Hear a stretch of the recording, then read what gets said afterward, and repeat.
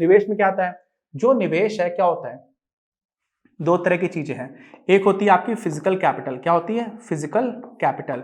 Roads है, rail है, ऐसी कोई भी चीज जो अर्थव्यवस्था की उत्पादकता को बढ़ा सकती है। रोड आप बना दोगे, किसानों को अपना सामान पहुंचाने में कम समय लगेगा, सामान बर्बाद कम होगा, लोगों का समय कम बर्बाद होगा, जाम में नहीं फंसेंगे, तो लोगों ज्यादा उत्पादकता हो जाएगी, क्योंकि लोगों का समय ज्यादा उत्पादक गतिविधियों में जाएगा। तो ऐसी कोई भी चीज, ठीक है, ये पानी की टंकी है, इसको हम लोग बोलेंगे फिजिकल स्टॉक, भौतिक पूंजी का है। तो भौतिक पूंजी स्टॉक में आपने नल से पानी भरना स्टार्ट किया, ये जो नल है यही आपका जो पानी आ रहा है वो निवेश है। तो निवेश जो है वो एक तरह का फ्लो है और ये आपका स्टॉक है। फ्लो स्टॉक में लोगों ने पढ़ा हुआ है, फर्स्ट सेकंड चैप्टर याद करिए।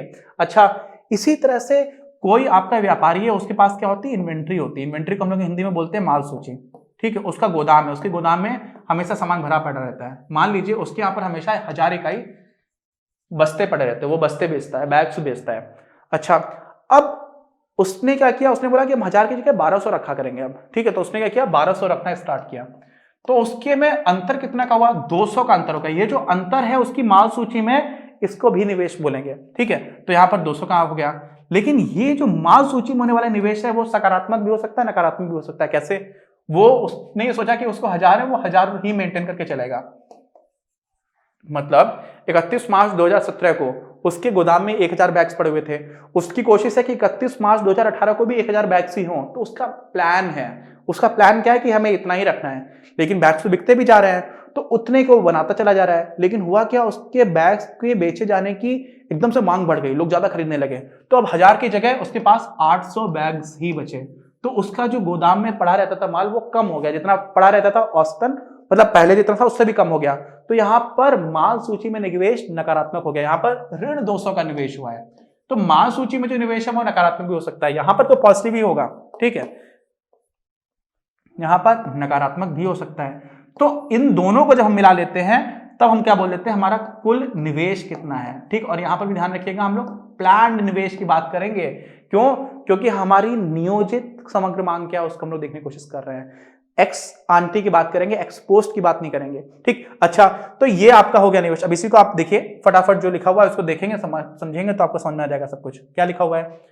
निवेश को भौतिक पूंजी स्टॉक, ठीक, में वृद्धि, तो भौतिक पूंजी स्टॉक में होने वाली वृद्धि को निवेश बोलते हैं। और माल सूची में परिवर्तन, इसको भी बोला जाता है। तो माल सूची में परिवर्तन भी निवेश है और आपके भौतिक पूंजी स्टॉक में वृद्धि, ये भी निवेश है। भौतिक पूंजी स्टॉक क्या होता है? ऐसी कोई भी चीज जिनसे भविष्य में अर्थव्यवस्था की उत्पादक क्षमता में वृद्धि हो, ठीक। तो जो मैंने बताया वही सारी चीज लिखी हुई है। अच्छा, अब क्या है? निवेश।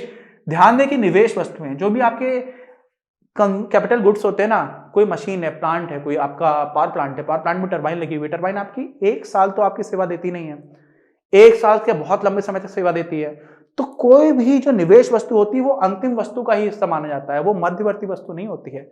जबकि मध्यवर्ती वस्तु ऐसी वस्तु होती है जिनका किसी प्लांट में कुछ चीज उत्पादन करने में बीच में आपने कंज्यूम कर लिया, ठीक है। जैसे कपड़े का थान बनाना है तो आपने धागा को कंज्यूम कर लिया, तो धागा वहां पर कच्चा माल हो जाएगा, एक मध्यवर्ती वस्तु हो जाएगी, एक इंटरमीडिएट गुड हो जाएगा। लेकिन धागा से थान बनाने की जो मशीन है वो तो कई साल काम करेगी, तो वो कैपिटल गुड है। तो कैपिटल गुड एक फाइनल गुड ही होता है, ठीक। ये हम लोगों ने पहले पढ़ा हुआ था फर्स्ट चैप्टर में, ध्यान करिएगा। अच्छा, किसी दिए हुए वर्ष में मशीनों का जो उत्पादन होता है, जो भी मशीन्स बनती हैं, उनका प्रयोग सिर्फ उसी वर्ष अन्य वस्तुओं के उत्पादन में तो होता नहीं है, बल्कि कई वर्षों तक उनकी सेवाएं ली जाती हैं। तो ऐसी वस्तुओं को हम लोग क्या बोलते हैं? कैपिटल गुड्स बोलते हैं। तो कैपिटल गुड्स बनाना भी निवेश है। क्यों? कैपिटल गुड्स का मतलब क्या हुआ? जो पूंजीगत वस्तुएं हैं। तो जो देश में पूंजी स्टॉक होता है ना, उसमें पूंजीगत वस्तुएं भी आती हैं। तो अगर पूंजीगत वस्तुएं बढ़ रही हैं तो पूंजीगत स्टॉक बढ़ रहा होगा, और पूंजीगत स्टॉक बढ़ने को ही तो निवेश बोलते हैं, ठीक है। तो यहां पर ये निवेश की बात हो रही है। अच्छा, और समझिए, उत्पादकों के निवेश संबंधी निर्णय नाम तौर पर होता क्या है? हम लोग प्लान इन्वेस्टमेंट की बात कर रहे हैं। तो जो भी व्यापारी होते हैं, जो भी उद्यमी होते हैं, वो सोचते हैं कि यार देखो, मैं बहुत सस्ता पैसा लोन मिल जाए, अगर बहुत कम इंटरेस्ट पे उधार मिल जाए तो हम लोग मशीन खरीद लेंगे। लेकिन हमें बहुत महंगा उधार मिल रहा होगा, 25% आपको लेना है, 25% इंटरेस्ट पे मिल रहा है तो मैं ये नहीं खरीदूंगा, 4% मिल रहा होगा तो खरीद लेंगे, ठीक है। तो बहुत हद तक निवेश कितना किया जाए ये निर्णय अर्थव्यवस्था में चल रही ब्याज दर पर निर्भर करता है। आरबीआई रेपो रेट कम कर देती है जब उसको जीडीपी में ग्रोथ लानी होती है, ठीक। अच्छा, आगे पढ़ाऊंगा। क्यों? क्योंकि ब्याज आप कम करोगे ब्याज दर तो लोग इन्वेस्टमेंट शुरू कर देंगे, ठीक। अच्छा, तो इन्वेस्टमेंट जो है वो काफी हद तक ब्याज दर पर निर्भर करता है। इसका मतलब क्या हुआ कि आमतौर पर जो आपका इन्वेस्टमेंट है वो कांस्टेंट नहीं रहता, वो इस बात पर डिपेंड करेगा कि अर्थव्यवस्था में ब्याज दर क्या है। लेकिन याद करिए, हम लोगों ने इसी चैप्टर में बता रखा है कि यहां पर हम लोग अंतिम वस्तुओं की कीमत को स्थिर और साथ में ब्याज की दर को भी स्थिर मानते हैं। तो ब्याज की दर को हम लोग अगर स्थिर मान रखा है तो हम लोग यहां पर ये मान सकते हैं कि हमारे अर्थव्यवस्था में जो प्लान्ड इन्वेस्टमेंट है वो भी फिक्स्ड है, निश्चित है, बड़ा एकदम उतना ही रहेगा, ठीक। क्यों? हम लोगों ने कंजम्पशन फंक्शन भी तो यार बहुत आसान माना था, वहां पे तो फिर भी थोड़ा बहुत चीजें दिख रही थी। इन्वेस्टमेंट फंक्शन तो बिल्कुल फिक्स्ड है कि आप हमेशा मान लिया कि 500 करोड़ रुपए का ही अर्थव्यवस्था में इन्वेस्टमेंट होगा, मान लेते हैं। ये सब क्यों कर रहे हैं? क्योंकि हमें अर्थव्यवस्था को पहले सरल सरल कार्टून वर्ल्ड की तरह सरल सरल बनाना है। हम लोग उसमें से क्या चीजें कैसे हो रही है वो देखना स्टार्ट करें, फिर हम लोग रियल लाइफ की तरफ जाएंगे। और क्वालिटेटिव चेंजेस नहीं आते, क्वांटिटेटिव चेंजेस बहुत आते हैं, क्वालिटेटिव चेंजेस उतने बड़े नहीं आएंगे। ऐसी हमारी कोशिश रहेगी, हमारे मॉडल्स ऐसे रहेंगे कि क्वालिटेटिव और क्वांटिटेटिव चेंजेस क्या होते हैं आपको अलग से बता दूंगा, आपको थोड़ा आइडिया होना चाहिए। देखिए, क्वालिटेटिव का मतलब क्या होता है कि आपकी समझ बनने लग जाएगी कि अच्छा ये चीज ऐसे हो रही होगी, तो उसमें कोई बहुत बड़ा अंतर नहीं आएगा। वैल्यूज इसलिए हम लोग बहुत सिंपल लेकर के चलते हैं और थोड़ी थोड़ी सिंपल इक्वेशंस लेकर के चल रहे हैं, तो हमारा इन निवेश का जो फंक्शन है वो इस तरह का निकल करके आ जाएगा, ठीक है।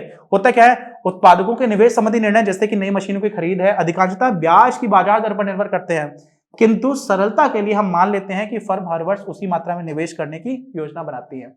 अच्छा, ठीक, प्रत्याशित निवेश। अब उसी, ये मान लीजिए यहाँ पर 10 है, ये 20 है, 0 है, यहाँ पर ये 30 है, तो हर साल इनका जो निवेश है वो फिक्स रहेगा, ठीक, चाहे कुछ भी हो। ब्याज दर तो फिक्स हमने मान ली है, तो ऐसा कुछ हम मान लेते हैं, ठीक। अच्छा, क्या हो रहा है, मांग को इस प्रकार लिखा जा सकता है आई इक्वल टू आई बार। क्यों आई बार? क्यों? क्योंकि निवेश फिक्स्ड है। जैसे आपका सी इक्वल टू सी बार था, खाली क्या नहीं, कंजम्पशन का एक हिस्सा फिक्स था तो आपने उसको सी बार लिखा हुआ था, बाकी तो आपको डिपेंड कर रहा था आय पर। यहां पर डिपेंड नॉर्मली किस पे करता है? ब्याज दर पर। ब्याज दर को हमने फिक्स माना हुआ है, जब ब्याज दर फिक्स है, परिवर्तित होने वाली ही नहीं है, और साथ में सरलता के लिए हम लोगों ने क्या मान लिया कि हमारा जो इन्वेस्टमेंट है वो फिक्स रहता है, ठीक। अच्छा, होता क्या है, आई बार क्या है? आई बार है कोई भी धनात्मक संख्या है ना, कुछ भी है, 0 से ऊपर ही तो जा रहे हो, पॉजिटिव संख्या है, तो आई बार क्या है? आई एक धनात्मक स्थिरांक है, कोई कांस्टेंट संख्या, 30 है, 35 से 500 करोड़, 1000 करोड़, कुछ भी हो सकता है। किसी दिए हुए वर्ष में अर्थव्यवस्था में स्वायत्त निवेश इसको प्रदर्शित करता है कि जो आपका स्वायत्त निवेश है, चाहे कोई चीज कितनी भी हो, स्वायत्त मतलब वो स्वतंत्र है। तो ये हम लोग मान लिया। अभी हम लोगों ने जब इतना कुछ कर लिया है, क्या क्या किया है, कंजम्पशन समझ लिया, इन्वेस्टमेंट समझ लिया। क्यों समझ लिया? क्योंकि इन दोनों को हम लोगों ने समग्र आय के अवयवों के रूप में समझा। समग्र आय हम लोग क्यों, समग्र मांग क्यों पढ़ रहे थे? समग्र मांग इसलिए पढ़ रहे थे क्योंकि वो पढ़ना जरूरी था आय के निर्धारण के लिए। आय का निर्धारण हमारे चैप्टर का नाम है, वो तो हमने अभी तक पढ़ाई नहीं है, तो अभी तक जो कुछ किया वो तैयारी हो रही है। ध्यान रखिएगा, आय का निर्धारण करना है, तो हम लोगों ने सी पढ़ लिया, आई पढ़ लिया। अब जी प्लस एक्स माइनस एम, ये हम लोग उतना इंपॉर्टेंस देकर के अभी नहीं पढ़ेंगे। क्यों नहीं पढ़ेंगे मैं आपको बता दूंगा आगे, लेकिन हम लोगों ने सी प्लस आई पढ़ लिया है, ठीक है। अब हम लोग तैयार हो पाए हैं आय के निर्धारण के लिए। मिलेंगे अगले वीडियो में, कोई डाउट हो तो प्लीज कमेंट बॉक्स में लिख करके बताइए। बाकी सारी चीजों को समझते हुए चलेंगे ना, तभी आपको मजा भी आएगा और तभी अंडरस्टैंडिंग भी बिल्ड होगी, नहीं तो फिर इकोनॉमिक्स समझ नहीं पाओगे यार, ठीक है। मिलते हैं। इस वीडियो के प्रायोजक हैं आप, और अगर आप ऐसे ही और वीडियोस बनाने में हमारी मदद करना चाहते हैं तो पैट्रियन पर जाकर या फिर स्क्रीन पर दिए गए QR कोड को स्कैन कर अपना योगदान जरूर दें। अपनी क्लास का उद्देश्य आप सभी के लिए आप ही की भाषा में गुणवत्तापूर्ण शिक्षा उपलब्ध कराना है। कक्षा 12 तक के सभी प्रमुख विषयों पर हम वीडियोस बना रहे हैं और कुछ विषयों पर वीडियोस आपके अपने चैनल अपनी क्लास की ही अन्य प्लेलिस्ट पर अपलोड भी हो चुके हैं। ज्ञान के प्रकाश से देश को सशक्त बनाने के हमारे इस प्रयास में इस चैनल को सब्सक्राइब करके और लोगों के साथ शेयर करके अपना बहुमूल्य योगदान जरूर दें। पढ़ेगा इंडिया तो बढ़ेगा इंडिया।